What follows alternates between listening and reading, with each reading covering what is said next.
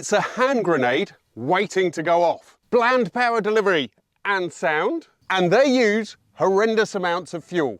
Over the years, this is how most of my friends have reacted whenever I said I was thinking of getting an RX-7. In this video, we're going to discuss those preconceptions, see if they are true, and I'm going to explain why, despite common wisdom that the Mark III is the best one, the Mark I could be the one to have. First though, a little bit of history. Now it was NSU with the R080 that first came up with the rotary engine. Mazda licensed it from them, but NSU weren't able to make that work, and in fact the R080 was so unreliable that it ended up bringing them down. They couldn't get the apex seal on the rotor to work properly. Mazda, on the other hand, persevered and released quite a large series of cars with this engine. The RX-7 is still the best-selling rotary engine vehicle ever made. The Mark I, all three generations of it, on their own sold 480,000 vehicles. Having that rotary lump meant that it could be put, it's so compact, it could be put behind the front axle. It was low down, which gave excellent weight distribution. This one was built in July 1985, making it one of the last ever produced. So much so that the dealer who had it in London decided to keep it under wraps as an investment. In 1992, because of changing smog regulations, they decided to register it, and it was then sold. It's only had 2 owners. Let's see how it goes.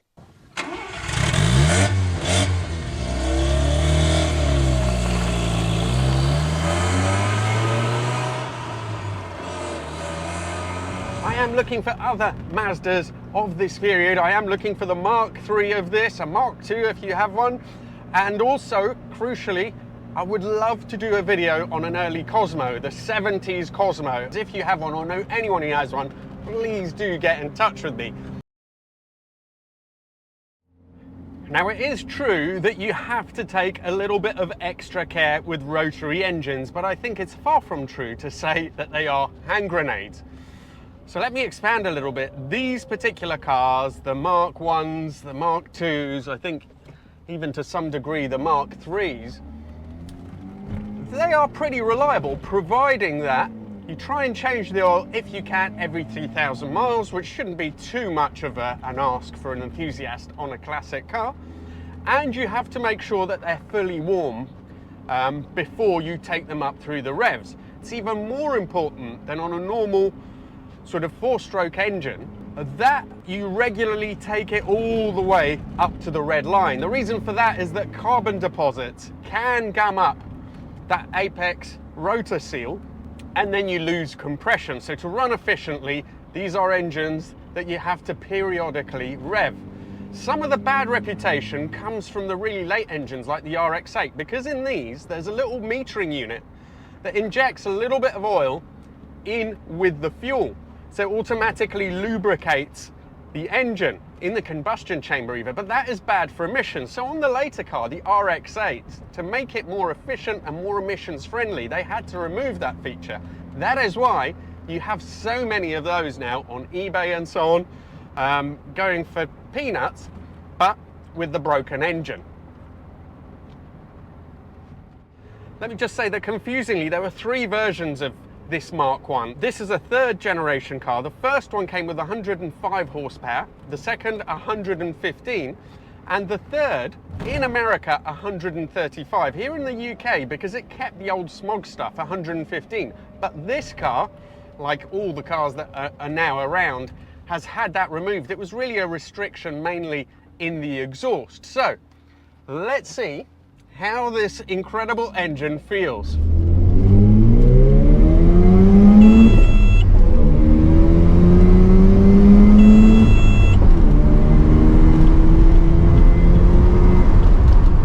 You've got that telltale beep at 7,000 because rotary engines are just so smooth that in order to stop people over revving, they felt that they had to put the beep in. Now, the beep, from what I can hear, starts at about 6.5.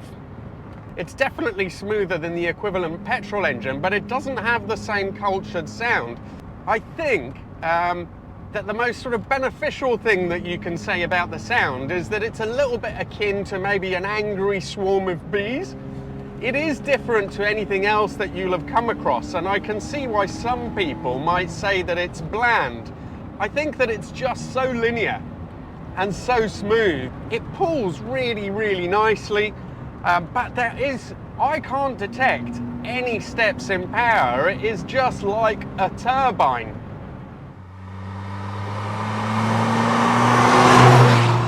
It's also a pretty responsive engine, and it does do its best above 5.5. That little alarm comes up when you approach 7. That's such an individual feeling thing. The brakes are nice. It's got that sort of harder pedal feel that you get in the older cars.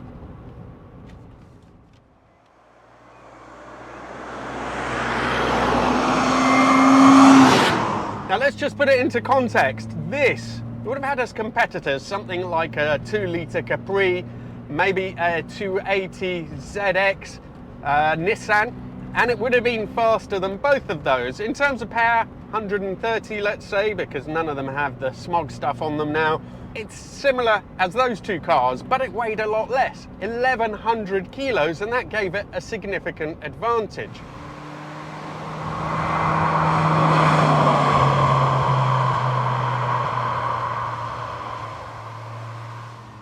Now, I've done a bit of research on this, and what I've found is that you can expect sort of 15 to 24 miles to the gallon, which for an engine which is classed as a 1.1, it definitely seems quite heavy. But I think you've got to look at it in terms of the performance that you are getting for that. Now, Ian, who owns this one, told me that he reckons really that you can average about 20 miles to the gallon.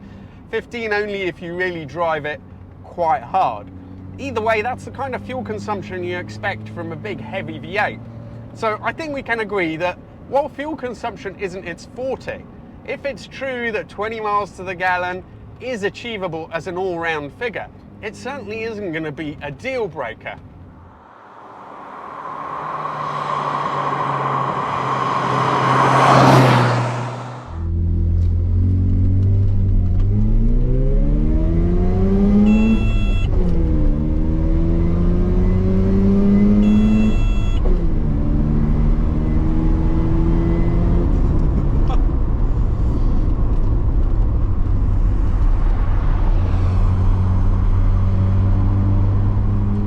Now, the chassis feels relatively soft. This has a solid rear axle with a Watts linkage at the back, and it has worm and roller steering, so off center the steering isn't great, but it does load up quite nicely in the corners, and it is very well balanced. Now, they're on that killer left-hander that always gets the back end out.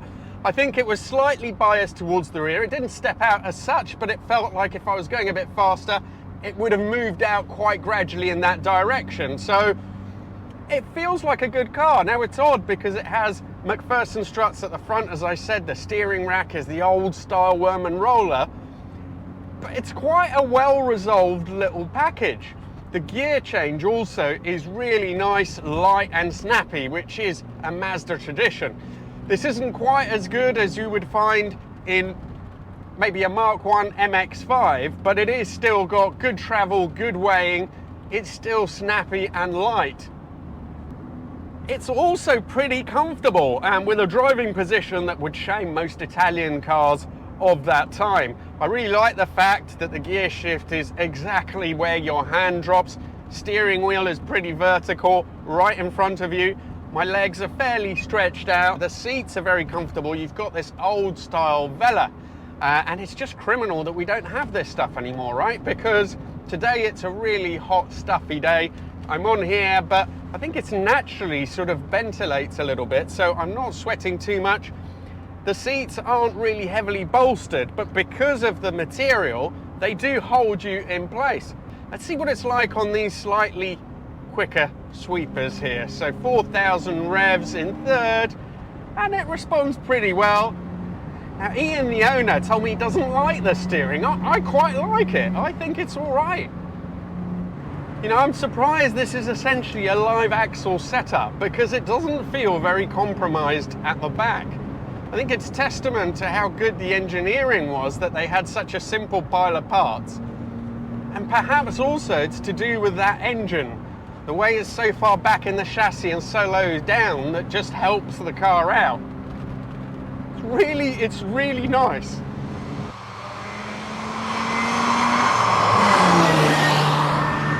I mean, at 4.5 it is uncanny. You wouldn't notice, you would think it was 2,000 revs.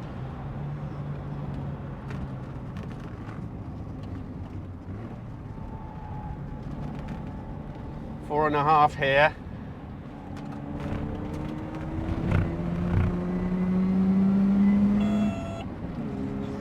That beeping. Endearing at first, maddening if you're on a proper sort of burn though.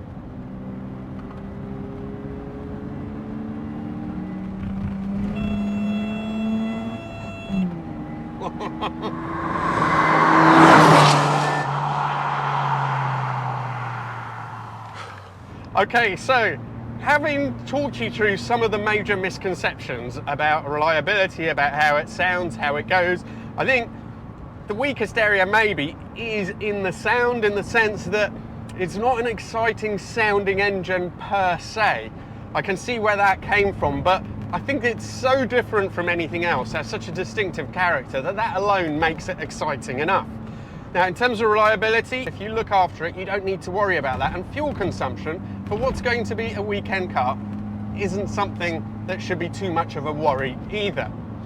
Now, let me talk you quickly through the three versions, and then I'll tell you what I think and why this might be the one to go for right now. So you have the Mk1, which is absolutely lovely. As you see, I'm thoroughly enjoying it today. 1,100 kilos. You can get a good one. This one, as a matter of fact, is for sale. I'll put the link, 59,000 miles, very nice car, for I think £15,000. Now the Mk2, it's a bit heavier. To me, they look bland. They don't quite look right. They don't excite me personally. Now the Mk2 does have a couple of advantages over this. It has rack and pinion steering and independent rear suspension. And there's so few for sale now that I can't even tell you what the prices would be, but I would imagine it's the least desirable of the three. Then you have the third, the Mk3, which is known as the FD. So FB was the first, FC the second, FD the third. That is super highly prized. I do like the styling, but it is a bit like ketamine-induced 1990s styling, isn't it? And I love those as well. I've driven them before and they are absolutely brilliant. Problem is that they are mega money. For a Mk3 now, you are looking at really, I mean, I've seen a few starting at around 20, but I'm pretty sure those would be dogs. For a standard car, if you can find one, because they've all been modified so much, 30, 40, I've even seen them at 50, 60,000 pounds. When you consider that a really good one, a Mk1, is 15,000 pounds plus, you get, I think, that extra cool. There's that sort of 70s aura and feel about the interior, about the exterior, and if you're looking for something to transport you back in time, this is going to do a better job. So I think availability, prices, and the way it makes you feel could be then that the Mk1 RX7 really is the one that I would go for. Now, if you want to see a car from the same period but from a different end of the scale, check out my Toyota Supra video. Thank you all for watching and see you for the next one.